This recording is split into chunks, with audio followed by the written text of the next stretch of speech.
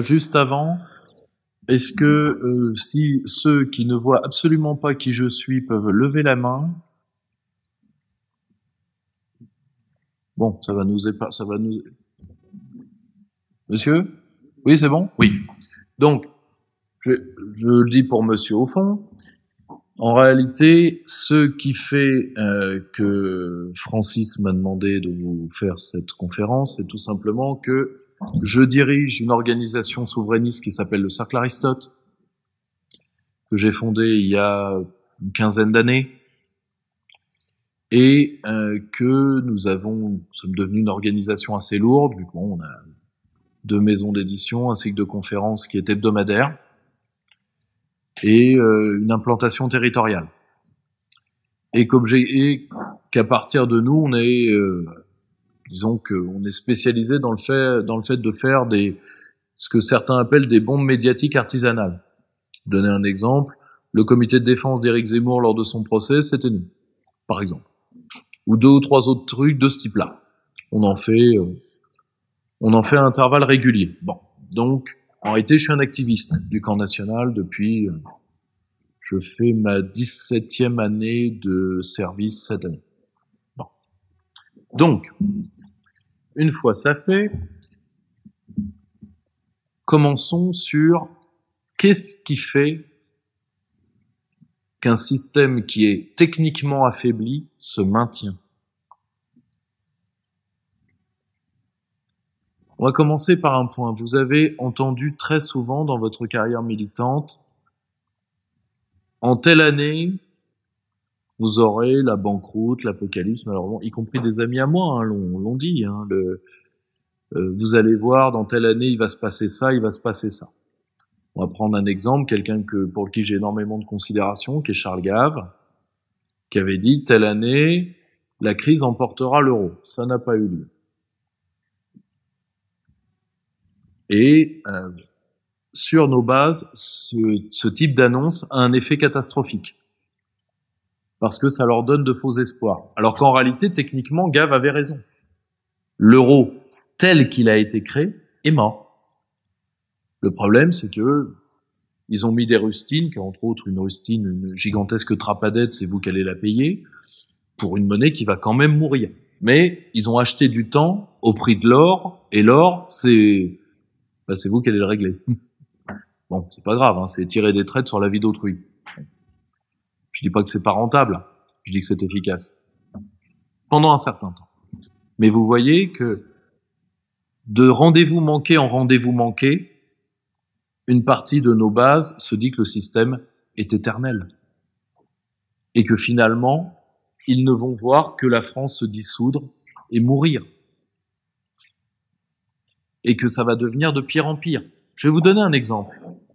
Un de mes amis a fait une pièce de théâtre sur Mahomet, qui est en ce moment dans un théâtre parisien. Eh bien, après la première, 3 des acteurs qui n'avaient pas compris le texte qu'ils venaient de jouer ont déposé plainte pour islamophobie.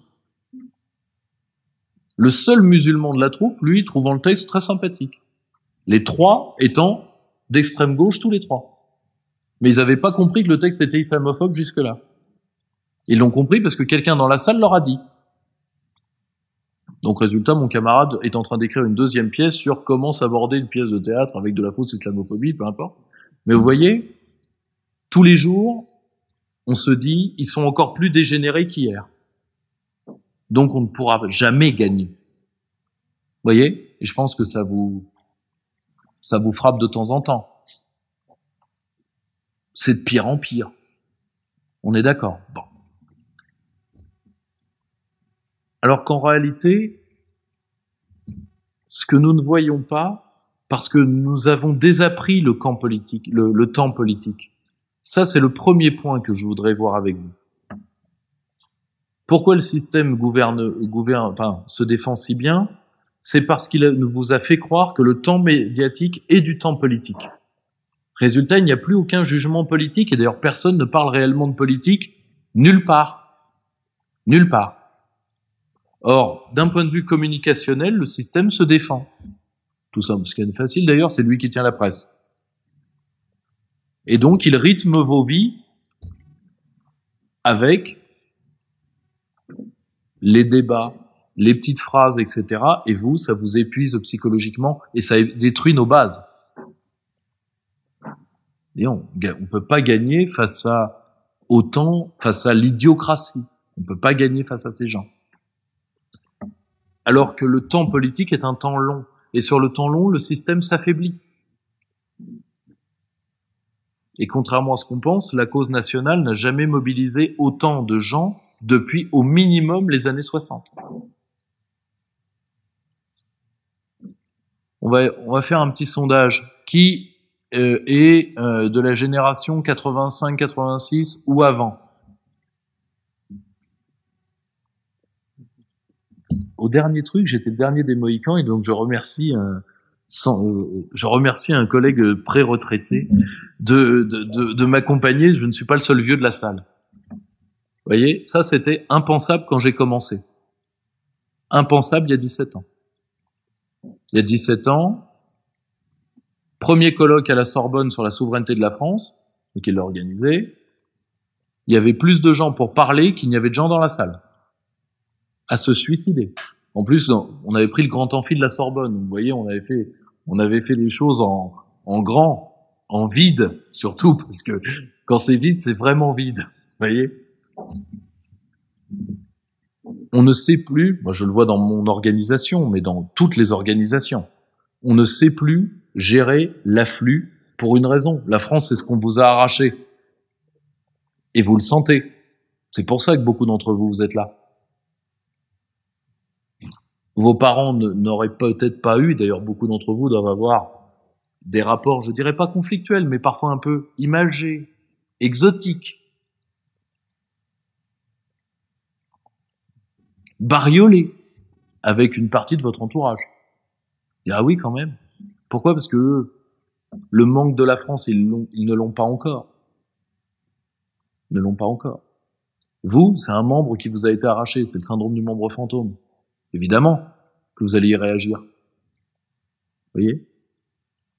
Or, ce qui fait que ce système est, arrive à vous faire croire qu'il ne s'affaiblit pas, c'est sa maîtrise du temps. Au passage, ça veut dire que méfiez-vous de l'infobésité. Lisez des analyses, lisez des livres, ne soyez pas perpétuellement dans la presse. C'est destructeur pour l'esprit du militant. N'oubliez jamais, alors vous me direz, mais on est jamais que des minorités. Les militants sont toujours des minorités dans les sociétés. Vous savez pourquoi? Vous savez ce que c'est un militant? Drieux-La Rochelle avait une très belle phrase là-dessus. Un militant, c'est un homme qui offre sa vie en attendant qu'elle lui soit reprise. Parce que tous les hommes verront leur vie leur être reprise. Là, par exemple, tel que je vous parle, je suis plus mort qu'il y a 2 minutes.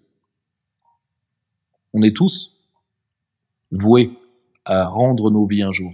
Vous avez fait le choix d'offrir vos vies à quelque chose de plus grand que vous. Ça fait de vous une minorité par nature. Le fait d'être minoritaire, vous vous sortez ça de la tête. Toute chose transcendante est minoritaire. Les hommes qui donnent leur vie à la patrie, les hommes qui donnent leur vie à Dieu, les hommes qui donnent leur vie pour leur famille. En réalité, tout ça, c'est des minorités. La plupart des gens n'offrent jamais leur vie à qui que ce soit. Et ça, c'est comme ça que l'espèce a survécu. Donc, n'ayez pas le complexe du minoritaire. Mais surtout, voyez bien que vous devez vous réapprendre, vous devez reprendre le contrôle de votre temps mental. D'accord? Sinon, vous vivrez au rythme du système, et ça, il n'y a rien de plus lessivant pour les militants et pour les cadres politiques. Moi, le nombre que j'ai vu craquer, faire des déprimes parce que vous n'y pouvez rien. Quand la France saigne, vous pleurez. Vous avez cette acuité-là. Vous avez cette sensibilité-là. Donc, je dis pas que vous êtes des sensibles au sens des fameux quartiers sensibles, sur lesquels il faut d'ailleurs déverser un peu d'argent pour étendre leur sensibilité. Je dis juste que il est normal que ce monde qui est quand même un monde dégénéré, vous fasse plus de mal qu'à votre voisin d'à côté qui s'en fout. Donc déjà, reprise du temps. Deuxième chose, voyez bien qui sont vos ennemis. C'est pas parce qu'ils sont là qu'ils sont forts. Ils incarnent pas un système fort. Un système fort ne demande pas à Marlène Schiappa de le protéger.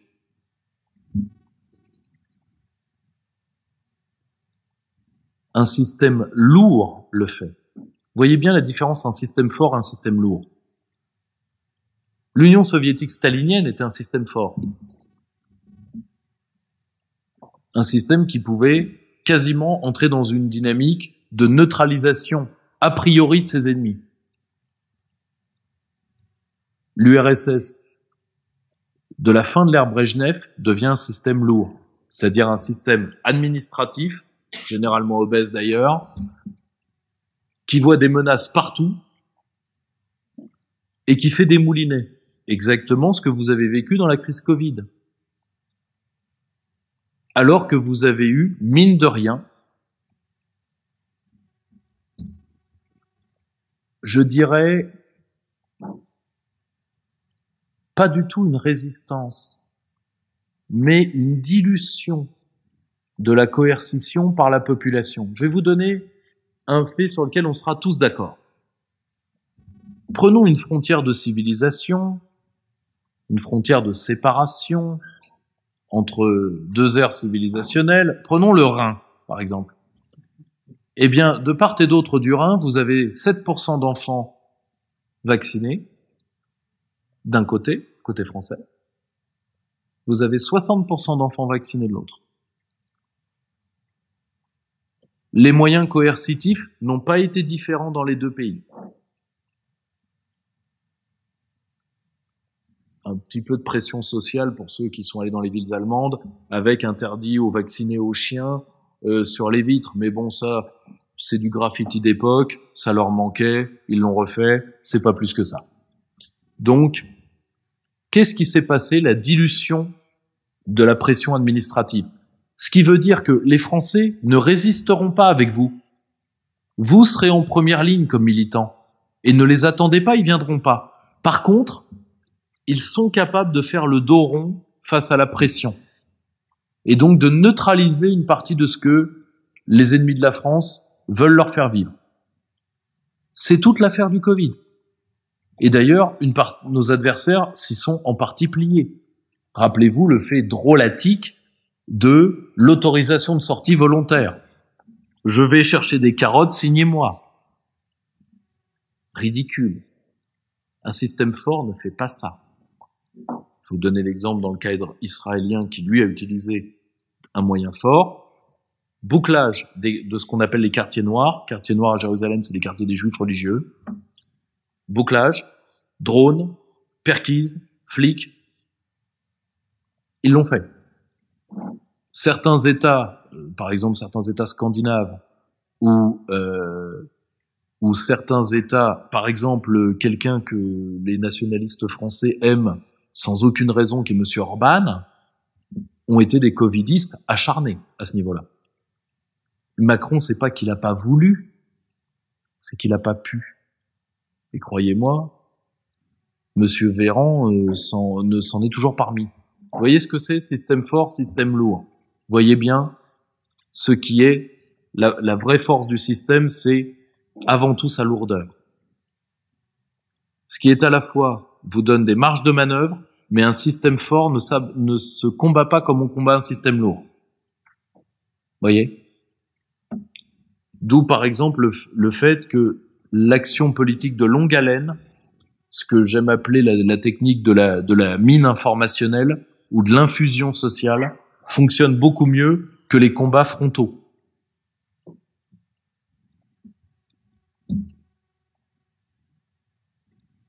Ultime point, la force du système, c'est son mode d'organisation et surtout la manière dont il nous fait voir son mode d'organisation. Nous sommes restés, et c'est tout à fait normal vu que nous sommes dans des organisations partisanes et militantes. Nous sommes restés dans une pensée de la verticalité. Ce qui est normal d'ailleurs, ça va avec toute une partie de notre habitus. Nous, on aime la transmission, le savoir, l'autorité, c'est-à-dire des trucs qui vont de haut en bas. Le système ne fonctionne pas comme ça, ne fonctionne plus comme ça. Il est réticulaire, il est polycentrique. Il a plusieurs centres, souvent des relations horizontales, et en plus, il a un but qui est anthropologique et moléculaire, c'est-à-dire qu'il entend, et ça pour la première fois, des systèmes idéologiques. Les systèmes idéologiques soviétiques ou hitlériens voulaient le contrôle. Eux, ils veulent pas que le contrôle. Ils veulent pourrir. Ils veulent attaquer l'os. Ils veulent attaquer l'anthropologie. On peut dire ce qu'on veut du système soviétique, mais c'était une dynamique de l'être. Traditionnelle des faits politiques d'Occident. Si vous voulez, vous n'aviez pas vous n'aviez pas d'intersectionnel à moitié loutre à cheveux bleus en Union soviétique. Enfin, il y en a qui ont pu essayer, un quart d'heure vous en avez un, dans le quart d'heure d'après il est plus là. Bon. Donc, aujourd'hui, c'est l'anthropologie qui est touchée. C'est-à-dire que vous allez avoir de plus en plus, à l'échelle industrielle, une guerre moléculaire au sein de la population qui va devenir un mode de pouvoir. Je vais vous donner un exemple récent. Publication dans l'hebdomadaire Marianne, pour ceux qui le lisent encore, d'une tribune ou deux féministes ultra. En plus, artistes de rue, graffiti, progressistes, tout ce que vous voulez. Elles viendront pas vous faire la première partie l'année prochaine. Signe un texte disant « La transphobie, c'est très grave, mais il faudrait pas oublier les vraies femmes. » Menace de mort, menace d'être, je cite, saigné en public du collectif Transphobie de Paris qui a décidé de les flinguer, et bien sûr, attaque juridique. Là, on est vraiment dans deux chapelles de la gauche qui se battent à travers Marianne, vous voyez ? Vous voyez ce que c'est une guerre moléculaire ? Et c'est ça qui va... C'est ce que Plaute disait. L'homme est un loup pour l'homme, c'est ça. C'est la guerre moléculaire. Ça va être le dernier argument du pouvoir. Et d'ailleurs, ça a commencé, et vous l'avez vu dans le Covid. Le Covid, c'était mon voisin, virgule, non content d'être non vacciné, virgule. Voyez ? Comprenez que c'est parce que ce système est total et réticulaire qu'il peut se permettre ça. Nous devons acclimater nos modes d'action à un système total, c'est-à-dire avoir des réponses totales, réponses économiques, réponses culturelles, réponses politiques, et de l'autre côté, avoir une réponse que je qualifierais de sociologique, c'est-à-dire d'avoir une contre-société prête.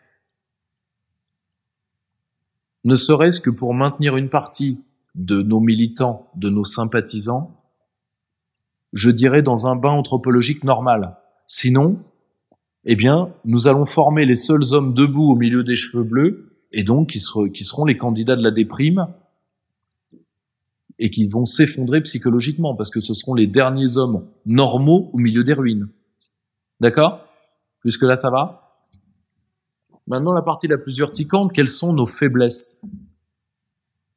Première faiblesse, le miroir de ce que je viens de vous dire, notre désorganisation. Désorganisation au sens premier, c'est-à-dire que nous sommes des organisations pyramidales qui vont affronter des organisations réticulaires. Historiquement, les organisations réticulaires ont toujours gagné. Or, nous, en plus, c'est l'un des problèmes du peuple français, c'est que nous, il n'y a que les cultures minoritaires chez nous qui ont un sens réticulaire. Principalement, les cultures de marchands océaniques ou de commerçants fluviaux. Donner un exemple personnel, moi je viens d'une vieille famille de trafiquants d'alcool. Nous avons écumé le Cotentin pendant 2 siècles pour aller vendre de l'agneau au roast beef. Ça vous donne un sens du réseau. Cas typique, la sociologie. Il y a des Corses dans le coin ? Aucun ? Il ne peut pas avoir une assemblée nationaliste sans qu'il y ait un Corse quelque part. Non, mais franchement, les mecs, mais faites un effort. Or, vous voyez la micro-sociologie corse, C'est ça. Vous voyez? La France, on est un peuple paysan. On est un peuple du précaré. Le réseau, c'est pas notre truc. Les Anglais sont beaucoup plus forts, ce qui est normal, hein, culture insulaire, etc. Donc nous, on n'est pas à l'aise pour combattre là-dessus. Or, on va pas avoir le choix. On ne va pas avoir le choix. Deuxième grande faiblesse, ce que j'appelle, ce que j'emploie la notion chez Freud du racisme de la petite différence. Je ne sais pas si on se rend compte que aucune de nos organisations, aucune, et je le dis d'autant plus que parmi les organisations, celle qui prend cette phrase parmi le plus au sérieux, c'est l'AF, certainement, ne prend réellement au sérieux la phrase « la France est en danger de mort ». Très peu la prennent en réalité. Et pour preuve, nous avons une tolérance infinie pour nos adversaires, alors qu'entre nous, on est quand même des chiens. Essayer de faire une base territoriale œcuménique dans un coin paumé de province, où au lieu d'avoir 6 organisations qui ont chacune 3 mecs, on a au moins on peut avoir, comment dire, un noyau dur d'au moins une trentaine de personnes, c'est la croix et la bannière. Nous nous auto-neutralisons. C'est toute l'histoire du mouvement national depuis les années 70. Nous nous auto-neutralisons. En plus, nous avons une inimitié interpersonnelle qui peut parfois être délirante. Je vais vous donner un exemple vécu. Je suis un soutien de la revue Front Populaire depuis le début. Mais je remarque, et j'aime beaucoup Front Populaire, je trouve qu'Onfray fait un excellent boulot. Je remarque que Jacques Julliard, qui est quand même quelqu'un qui maudit la France depuis qu'il a appris à écrire, alors en plus avec cette francophobie typique du chrétien de gauche, c'est-à-dire francophobie noyée à l'eau bénite, absolument indigeste, lui, il a le droit d'écrire dans Front Populaire, Philippot, oublie ça à tout jamais. Philippot, je ne parle pas d'Henri de Lesquen. Je vous parle de quelqu'un qui est contrôlable. Hein, Florian ne dérape pas. Henri, c'est un sujet plus épineux. Donc mais on est très très bien reçu chez lui. Hein. Moi j'aime beaucoup. Mais disons que il a une liberté de ton qui est très Troisième République. Il y a eu la loi Pleven entre les deux. Bon, donc voilà. Mais vous voyez. Et malheureusement, on a tous ces œillères-là. Et vous savez pourquoi? Parce qu'on parce qu'on n'assume pas d'être vis-à-vis de la France dans un débat, dans un combat qui est malheureusement devenu un combat à mort. Parce que vu les ennemis que la France a maintenant, on n'est plus face aux années Mitterrand. Pour Mitterrand, la France était encore quelque chose. Pour Macron, plus du tout. Oubliez ça tout jamais. Là maintenant, le système va aller dans la raideur, dans la violence. Et je vous le dis, moi j'ai fait l'erreur de sous-estimer la violence des lâches de ces gens. Mais ils vont y aller. Le Covid nous l'a indiqué. Ils vont le faire. Et malheureusement, nous on n'assume pas. Vous savez pourquoi? Ça c'est la grande limite du nationalisme en général, du nationalisme français en particulier. C'est qu'on est des gentils garçons. Nous finalement, qu'est-ce qu'on veut? On veut des trains qui arrivent à l'heure. Quelle espérance révolutionnaire. Et finalement, on est des chic types. On a envie de faire de mal à personne. Le problème, c'est que pour qu'il y ait une guerre, Gaston Boutou, le père de la polémologie, le disait très bien. Pour qu'il y ait une guerre, faut pas être deux, c'est pas vrai. Il suffit qu'il y en ait un qui la veuille. Là, il y en a un qui la veut. Hein, là, surtout là maintenant, il la veut parce que là, il est en forme, il est allé, il revient de faire du jet ski, s'est acheté une nouvelle moumoute, vous l'avez vu d'ailleurs. Le monde entier nous l'envie. Et il a annoncé la fin de l'abondance pour vos tronches. Mais vous voyez, c'est même pas lui, c'est le système qu'il a créé, qui aujourd'hui ne négociera plus rien.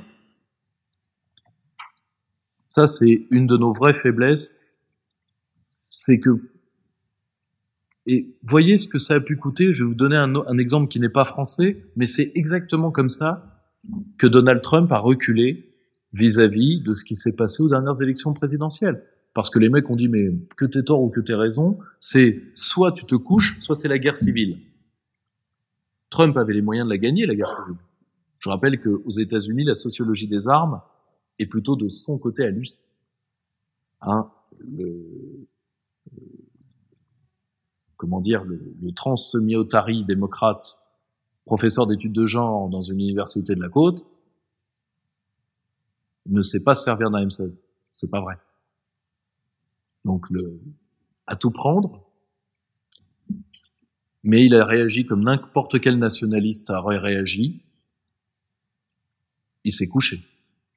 Parce que tout plutôt que la guerre civile. Je ne dis pas qu'il a eu tort. Je dis juste, n'oubliez jamais qu'entre les gens du système et vous, il y a cette part qui est à votre crédit, qui est votre grandeur, qui est aussi votre faiblesse. Ne l'oubliez pas parce que eux le savent et ils l'utiliseront. Ils l'utiliseront. Ils l'ont déjà fait. Ils le referont. Et n'oubliez pas que quand eux, il s'agit d'utiliser la violence, rappelez-vous les gilets jaunes, rappelez-vous le mouvement anti-pass. Le mouvement anti-pass, j'étais aux côtés de Florian, je sais ce qu'on a pris dans la tronche. Ils n'hésiteront plus. Et là, par exemple, comme monsieur, comment il s'appelle? Le Guarani, le patron de l'REM, tu sais, la casquette en peau de fesse. Là. Guérini, merci. L'a dit avant-hier. Oui, des coupures d'électricité chez les particuliers, pourquoi pas? Tant qu'on y est. Voyez? Donc ils iront jusque dans l'intimité, ils iront au bout du problème. Tout simplement parce que vous êtes face à un système qui, dans le temps politique, est condamné et qui le sait. Vous voyez, il faut toujours être. Vous savez, il y a deux grandes questions en politique. Il y a la question de Foch, de quoi s'agit-il? Mais il y a surtout la question historique, c'est quelle heure est-il? Et en réalité, il est toujours plus tard que ce que nous pensons. Pour le système aussi. Dernier point vis-à-vis de nous, et j'en terminerai là. Pour moi, l'une des grandes faiblesses qui est la nôtre, c'est que nous n'avons pas encore la vision de ce qui sera notre rôle historique.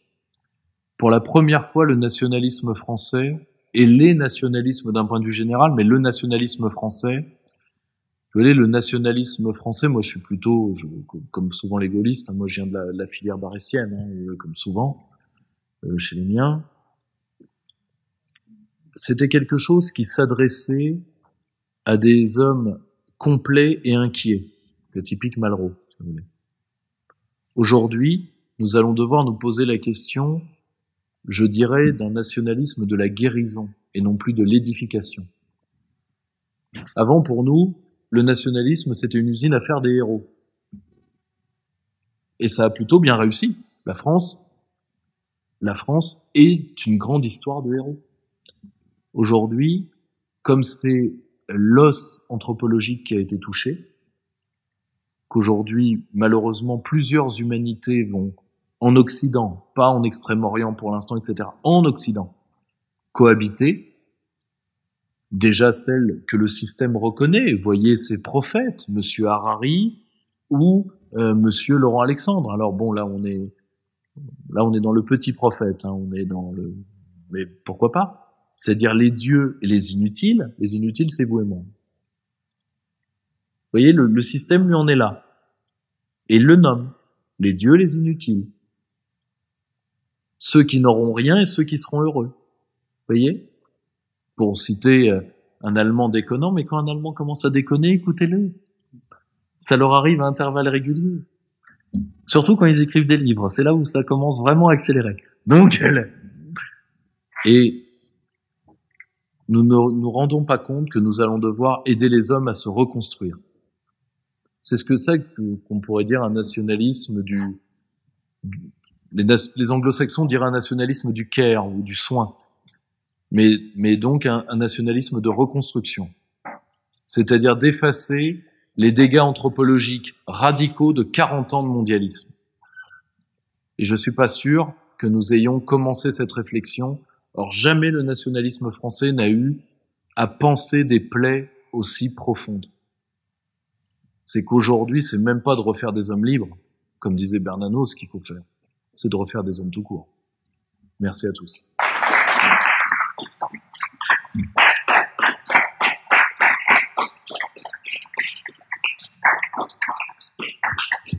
Un grand merci à Pierre-Yves, président du Cercle Aristote. On va prendre une ou deux questions puisqu'il reste 5 minutes.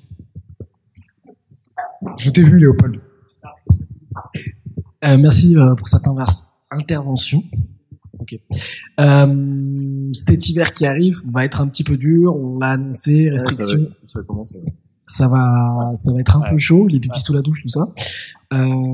Comment faire pour que le camp national prenne la tête de la grogne qui va un peu en sortir comme avec les gilets jaunes? Alors, je pense que il y a quelqu'un qui est bien positionné, vu que, si mes souvenirs sont bons, la première manif pour la défense du pouvoir d'achat énergétique a lieu dès la fin de la semaine prochaine. C'est Florian, pour une raison qui est simple, c'est que il a doté le camp souverainiste pour la première fois de son histoire de cellules activistes. Avant, on faisait de l'activisme de groupe. Moi, la défense de Zemmour, on a mobilisé 400 personnes, mais à l'organisation, on était 2. Florian a réussi à créer des équipes entières à travers le pays qui savent foutre un sacré boxon quand même. Enfin, rappelez-vous le mouvement anti-pass. Or, il est bien positionné. Je pense qu'il faut, être dans la rue avant que l'équipe de... De toute façon, l'équipe de Mélenchon, elle aura beaucoup de mal parce que comme à travers la NUP, elle est liée aux dingues, à Sandrine Rousseau et à beaucoup d'autres. Quand il va falloir faire aider les Français vis-à-vis de l'énergie, il va falloir parler de la question du nucléaire. Et là, ça va être folklore. Alors nous, comme on est à peu près tous d'accord sur le sujet, prenons-les de vitesse. Prenons-les de vitesse. Et là, après, une fois que le mouvement social se maintient, la grogne, de toute façon, elle va venir toute seule. Là, on est quand même, là, on parie dans certains pays pour des multiplications de prix énergétiques jusqu'à x37. Ah bah oui, quand même. Ah non, là, pour le coup, je rêve que Bruno Le Maire veuille foutre en l'air l'économie française, parce que vu ce qu'il a fait à l'économie russe, peut-être que c'est le seul moyen qu'on ait de se sauver. Donc non, c'est là, ça a l'air de rien parce que pour l'instant c'est virtuel. Je vais vous donner un exemple. À votre avis, le conflit ukrainien, combien de morts? À votre avis? 140 000 en estimation militaire les plus sérieuses que nous ayons. Donc c'est dire, c'est une vraie guerre avec de vraies conséquences. C'est une vraie crise d'inflation. C'est-à-dire que là, pour le coup, le virtualisme occidental, on l'attendait le mur, ça y est, il est là. Nous avons juste été en avance. Voilà. Donc, je pense prendre avant tout, ne pas laisser, là, c'est la force de Florian, c'est de ne pas laisser les gauchistes pourrir la contestation parce qu'ils vont être envoyés pour ça. Et prendre de vitesse et surtout occuper le terrain. S'il y a une leçon des Gilets jaunes et du mouvement anti-pass, les Français n'ont rien contre les nationaux. Nous avions peur de prendre la rue parce qu'on pensait que c'était les Français qui allaient nous foutre dehors. Vous avez remarqué que nous n'avons pas été si mal accueillis que ça. On a été mal accueillis par BFM. Ça, si les clébards du pouvoir, si on pleure à chaque fois que les clébards du pouvoir nous mordent, on n'a pas fini. Merci Monsieur Rougeron. Juste une dernière question et puis après on devra s'arrêter là. Oui, je voulais revenir sur un point qui a été dit tout à l'heure, au risque de passer un peu pour un élitiste. C'est que oui, les mouvements nationalistes ont du mal à s'unir, mais comment on peut dépasser le fait que bien souvent, dès qu'on crée quelque chose dans une ville, sur les 30 sur les 30 que tu as évoqué tout à l'heure, Dérive, ouais. Et on trouve 2 indices, 15 dérangés mentaux et éventuellement le reste utilisable et formable. C'est aussi là le problème. C'est qu'on n'a jamais été trop fermé à recruter des gens d'ailleurs, mais faut les assimiler derrière.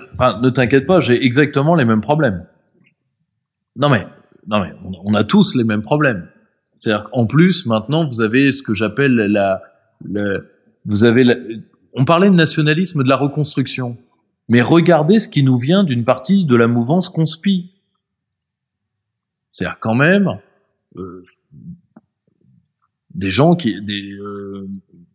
moi, si vous voulez, quand vous tombez sur un gamin de 24 ans qui pense qu'il y a 50% de reptiliens, 50% d'Illuminati, 100% de lézards de confession minoritaire, ça fait beaucoup quand même. Or, non mais vous voyez le problème. C'est que, il y a, et ça c'est normal, vous avez un problème d'idiocratie et vous avez un problème d'effondrement psychique des populations. Il est tout à fait normal que les dingues retournent à la politique ou à autre chose parce qu'il y a de plus en plus de dingues. Or, ce que je pense, pour ma part, c'est que justement, si tu as une action totale, moi je vais dire, moi en tout cas je l'ai vu dans mes groupes de province et à Paris, au début on avait beaucoup de dingues et puis on les a éliminés. Premièrement, déjà c'est la mobilisation sur des objectifs concrets. Dès que tu parles d'un objectif concret, réalisable, à notre portée, des petites victoires, de toute façon, dès qu'il faut bosser, les dingues, ils partent. Ils finissent par partir. Et ensuite, et là, par contre, c'est là où il faut former des SG qui savent les reconnaître et dire, non, toi, t'as tous les boulons, mais il y a du jeu dehors. Voilà. Moi, tu vois, je veux dire, à ce niveau-là, faut les éconduire, etc. Mais par contre, il faut isoler de toutes les organisations les mecs aptes au travail, pour leur donner d'abord des objectifs locaux, et à partir de ce moment-là, il y a quelque chose qui se fait si tu multiplies l'action. En tout cas, nous, c'est l'expérience qu'on a. Merci, monsieur Rougeron. C'était la dernière question, on peut l'applaudir.